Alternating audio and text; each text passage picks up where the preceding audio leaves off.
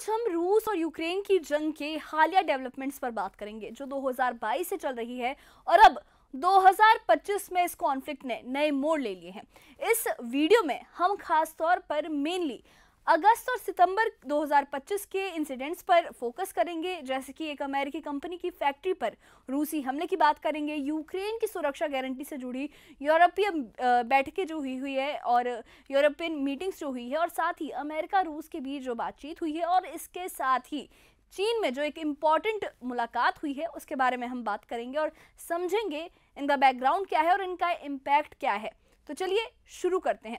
ये जंग अब 3.5 साल से ज्यादा समय से जारी है और इसमें शामिल देशों की रणनीतियां लगातार बदल रही है। सबसे पहले हम उस इंसिडेंट की बात करेंगे जो अगस्त 2025 में हुआ। 21 अगस्त 2025 को रूस ने यूक्रेन के पश्चिमी इलाके ओब्लास्ट में एक मुकाचेवो शहर पर एक अमेरिकी कंपनी की फैक्ट्री पर मिसाइल से हमला किया है। ये फैक्ट्री इलेक्ट्रॉनिक्स के प्रोडक्ट बनाती थी और हमले में करीब इसके 15 कर्मचारी घायल हुए हैं, जिनमें से 2 की हालत अभी भी गंभीर बताई जा रही है। रूसी सेना ने इस हमले में क्रूज मिसाइलों और ड्रोनों का इस्तेमाल किया है जो यूक्रेन के पश्चिमी हिस्सों में अपेक्षाकृत कम होते हैं, क्योंकि ज़्यादातर जो लड़ाई है वो पूर्वी और दक्षिणी इलाकों में ज़्यादा फोकस्ड है। ये शहर स्लोवाकिया की सीमा से लगा हुआ है जो नेटो सदस्य देश है, इसलिए इस हमले को रूस की ओर से एक रणनीतिक संदेश के रूप में भी देखा जा रहा है। रूस ने जब ये हमला किया उसके बाद ये काफ़ी चर्चा का मुद्दा बन गया। यूक्रेन के राष्ट्रपति व्लादिमीर ज़ेलेंस्की ने इस हमले के कुछ दिनों बाद ही सितंबर की शुरुआत में इस फैक्ट्री का दौरा किया। उन्होंने कीव से करीब 600 किलोमीटर की यात्रा करके वहां पहुंचकर सिचुएशन का जायजा लिया और कंपनी के प्रतिनिधियों से भी मुलाकात की। ज़ेलेंस्की ने कहा कि ये हमला रूस की मंशा को दिखाता है कि किस तरीके से ये जो रूस के जो भी इंटेंशंस है वो दिखाता है कि किस तरीके से जो रूस है वो पीस डील के लिए तो बिल्कुल भी तैयार नहीं है और ये अमेरिकी हितों पर भी सीधा प्रभाव डालता है। उन्होंने अमेरिकी दूतावास से उनके अधिकारियों को भी साथ में बुलाया जब वो इस मुलाकात के लिए गए, ताकि ये दिखाया जा सके कि रूस अब पश्चिमी संपत्तियों को भी निशाना बना रहा है। ज़ेलेंस्की का ये दौरा सिर्फ एक निरीक्षण नहीं था, बल्कि इसमें एक राजनीतिक संदेश भी छिपा था। उन्होंने ये घोषणा की कि यूक्रेन रूस के हमलों का जवाब देगा, खासकर ऊर्जा सुविधाओं पर जो हमले हुए हैं। उनके शब्दों में अगर कहा जाए तो उन्होंने ये कहा है कि यूक्रेन रूस के ऊर्जा ठिकानों पर हमलों का जवाब देता है और देता रहेगा। हम चाहते हैं कि ये जंग खत्म हो, लेकिन कोई भी इसे सहन नहीं करेगा। इसका मतलब है कि यूक्रेन अब रूसी रिफाइनरी और जो तेल की सुविधाएं हैं उन्हें टारगेट बनाएगा। हाल ही के आंकड़ों से ये पता चलता है कि अगस्त 2025 में रूस ने यूक्रेन पर सैकड़ों मिसाइल और ड्रोन हमले किए हैं। हालांकि सटीक संख्या 1500 से कम ही हो सकती है, लेकिन ये दिखाता है कि रूस की आक्रामकता लगातार बढ़ रही है। Institute for the study of war की रिपोर्ट के मुताबिक रूसी सेना पूर्वी यूक्रेन में लगातार आगे बढ़ रही है और अगस्त में उन्होंने करीब 200 वर्ग किलोमीटर ज़्यादा क्षेत्र पर कब्जा किया है। ये सिचुएशन यूक्रेन के लिए काफ़ी चुनौतीपूर्ण है, काफ़ी कॉम्प्लिकेटेड है, काफ़ी ज़्यादा उनके लिए प्रॉब्लमेटिक है, क्योंकि ये जो जंग है इसने देश की अर्थव्यवस्था को और बुनियादी ढांचे को पूरी तरह से इम्पैक्ट किया है। अब हम देखते हैं कि रूसी राष्ट्रपति व्लादिमीर पुतिन की आक्रामकता के पीछे क्या वजह है। इसकी कई वजह हैं जो अंतर्राष्ट्रीय राजनीति से भी जुड़ी हैं। पहली वजह है 4 सितंबर 2025 को पेरिस के एलएसी पैलेस में हुई वो बैठक। फ्रांस के राष्ट्रपति इमैनुअल मैक्रों और ब्रिटेन के प्रधानमंत्री कीर स्टारमर ने इस बैठक की सह अध्यक्षता की थी, जिसमें यूरोप के 26 देशों के नेता शामिल हुए थे। इस कॉलिशन ऑफ द विलिंग नामक गठबंधन ने यूक्रेन को युद्ध के बाद सुरक्षा गारंटी देने का फैसला किया। इन गारंटी में हजारों सैनिकों की तैनाती शामिल है जो यूक्रेन की जमीन और सी मतलब जो समुद्र का एरिया है और हवाई क्षेत्र में तैनात किए जाएंगे, ताकि किसी भी रूप से रूसी आक्रमण को रोका जा सके। ज़ेलेंस्की ने ये कहा है कि ये जो संख्या है ये नंबर से ये हजारों में होंगी, हालांकि सटीक आंकड़ा भी तय नहीं हुआ है। इसके अलावा यूक्रेन की सेना को हथियार और प्रशिक्षण भी दिया जाएगा। ये बैठक रूस के लिए एक चुनौती है, एक काफ़ी बड़ी कॉम्प्लिकेटेड चीज़ है, क्योंकि ये यूक्रेन को नेटो जैसी सुरक्षा प्रदान करने की दिशा में एक कदम माना जा रहा है। और दूसरी वजह है शंघाई सहयोग संगठन एससीओ का जो हालिया बैठक हुई थी एससीओ की, जहां चीन और उत्तर कोरिया ने रूस का समर्थन किया था। इन देशों से जो सहायता मिली है, जैसे हथियार और सैनिक और सहयोग, इन्होंने पुतिन को मजबूती दी है। पुतिन ने इस पर प्रतिक्रिया देते हुए ये कहा है कि यूक्रेन में किसी भी विदेशी सैनिक की तैनाती को रूस वैध लक्ष्य मानेगा, क्योंकि ये यूक्रेन को नेटो में शामिल करने की कोशिश है।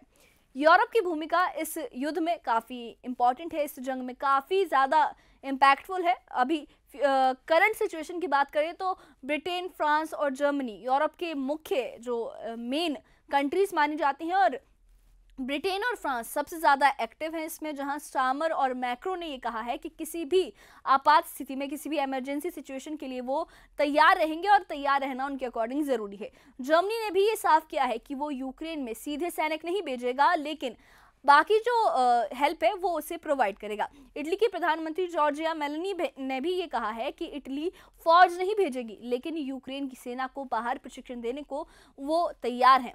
और ये देश मिलकर यूक्रेन को हथियार, वित्तीय मदद यानी इकोनॉमिकली वो उन्हें काफ़ी सपोर्ट कर रहे हैं, यूक्रेन को काफ़ी सपोर्ट कर रहे हैं और खुफिया जानकारी भी दे रहे हैं। हालांकि यूरोप में एकता है, लेकिन अमेरिका की भूमिका पर अनिश्चितता है, क्योंकि कोई ट्रस्ट नहीं कर सकता अमेरिका पर कि अमेरिका कब किस ओर पलट जाए। अमेरिकी राष्ट्रपति डोनाल्ड ट्रंप के नेतृत्व में अमेरिका अब यूक्रेन को पहले जैसी बड़ी मदद नहीं देना चाहता है। ट्रंप ने कहा है कि यूरोप को पहले जिम्मेदारी लेनी चाहिए और अमेरिका उसमें हेल्प करेगा, लेकिन खास तौर पर जो मुख्य भूमिका है वो यूरोप की होगी।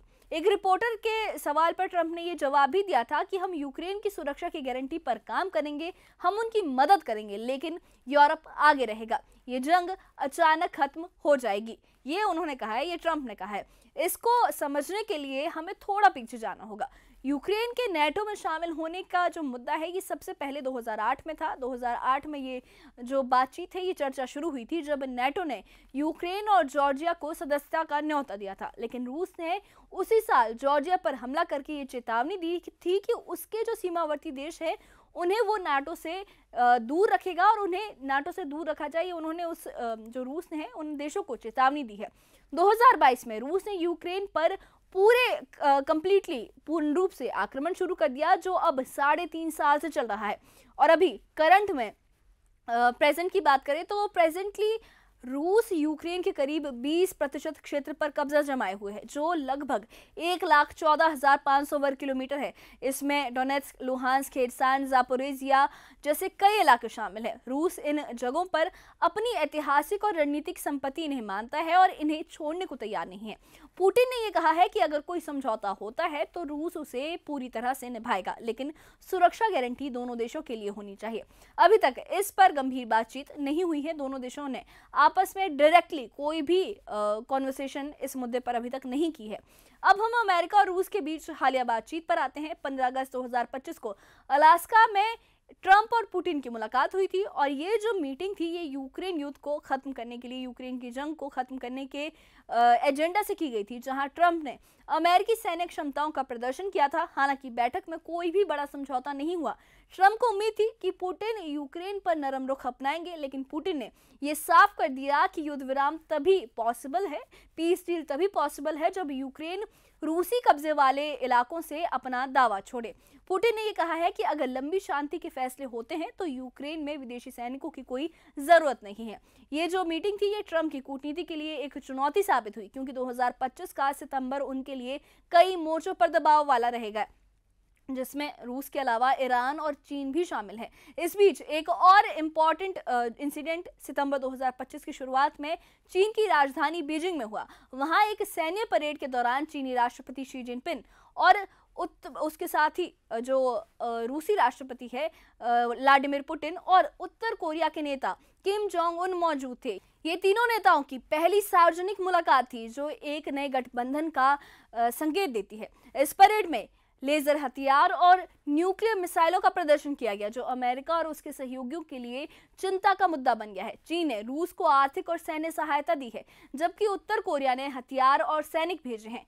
किम जोंग उन ने भी ये कहा है कि उत्तर कोरिया चीन की संप्रभुता और क्षेत्रीय अखंडता की रक्षा करेगा। पुतिन ने इस मौके पर कहा कि अगर यूक्रेन बैठक चाहता है तो रूस तैयार है, लेकिन जगह मॉस्को होनी चाहिए और सुरक्षा की 100% गारंटी दी जाएगी। ये मुलाकात दिखाती है कि रूस अकेला नहीं है, चीन और उत्तर कोरिया उसके साथ है, जो वैश्विक राजनीति में एक नया संतुलन बना रहा है। ये तीनों देश परमाणु शक्ति संपन्न है, जिससे ये जो सिचुएशन है ये और ज्यादा कॉम्प्लिकेटेड हो जाती है। चीन की परमाणु क्षमता, रूस की न्यूक्लियर ताकत और उत्तर कोरिया के मिसाइल कार्यक्रम ट्रंप प्रशासन के लिए चुनौती है। अगर ये जो जंग है ये दो खेमों में बढ़ती है तो पहला हमला कहां होगा ये अभी बताना मुश्किल है, लेकिन शंघाई सहयोग संगठन की बैठकें इस दिशा में एक काफी इम्पोर्टेंट कदम मानी जा रही है। जिनपिंग ने दुनिया के नेताओं को बीजिंग बुलाकर ये दिखाया है कि चीन का मोर्चा तैयार है और यूक्रेन की जो जंग है अब वैश्विक स्तर पर फैल चुकी है।